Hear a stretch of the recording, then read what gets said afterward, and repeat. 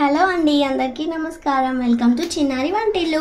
ఈరోజు మేము ఆలూ పరాటా ప్రిపేర్ చేస్తున్నాము. సో దానికోసమని కొన్ని మిర్చి, కొన్ని ఆనియన్ చిన్న చిన్నగా కట్ చేసి పెట్టుకున్నాను. అలాగే ఒక 4 ఆలు ఉడికించేసి పీల్ చేసి పెట్టుకున్నాను. ఇప్పుడు స్టవ్ ఆన్ చేసేసుకున్నాను. ఆల్రెడీ ఆయిల్ వేడి అవుతుంది.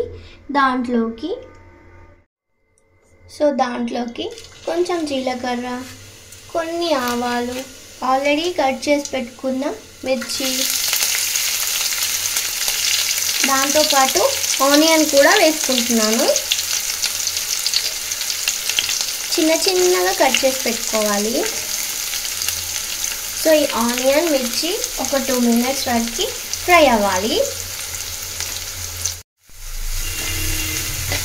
సో ఇది మంచిగా మిక్స్ చేసేసుకోవాలి.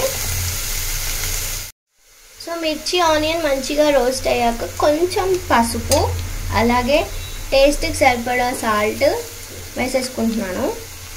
సాల్ట్ కూడా వేసేసుకున్నాక ఆల్రెడీ మనం బాయిల్ చేసి పెట్టుకున్న ఆలు ఉంది కదండి, ఇది యాడ్ చేసుకొని మొత్తం మిక్స్ చేసుకోవాలి మంచిగా.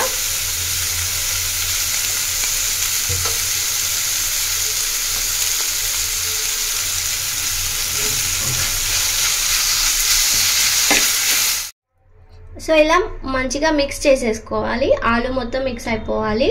మిరపకాయల ప్లేస్లో కారపొడి కూడా యాడ్ చేసేసుకోవచ్చు.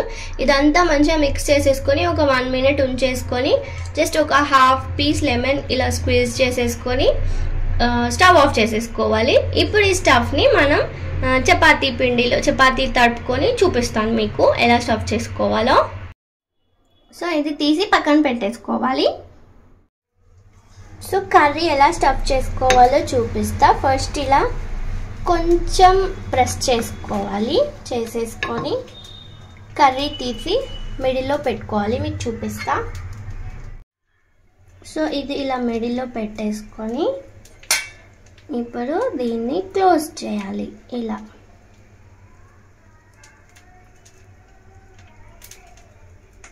ఇలా చేసి ఈ పైన ఎక్స్ట్రా వస్తుంది కదా, దీన్ని తీసేసేయాలి. తీసేసి దీన్ని మెల్లగా ఇలా మంచిగా రౌండ్ చేసుకొని ఇప్పుడు కొద్ది కొద్దిగా పొడి పిండి యాడ్ చేస్తూ మెల్లిగా ప్రెస్ చేయాలి. ఎక్కువ ఫోర్స్ పెట్టకూడదు అన్నమాట.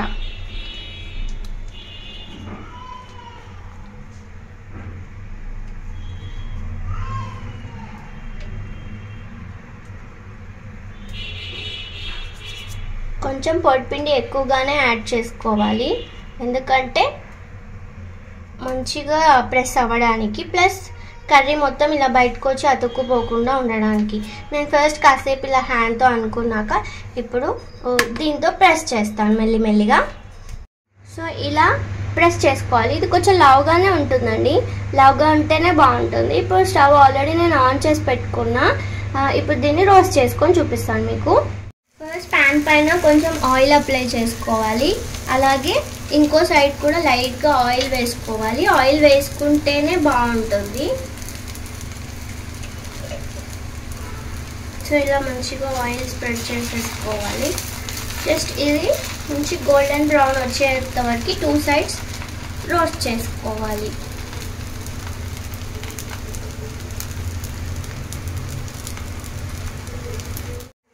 చూడండి, 1 సైడ్ రోస్ట్ చేసుకున్నాను. ఇప్పుడు ఇంకో సైడ్ రోస్ట్ అవుతుంది. ఇలా మంచిగా 2 సైడ్స్ రోస్ట్ చేసేసుకోవాలి.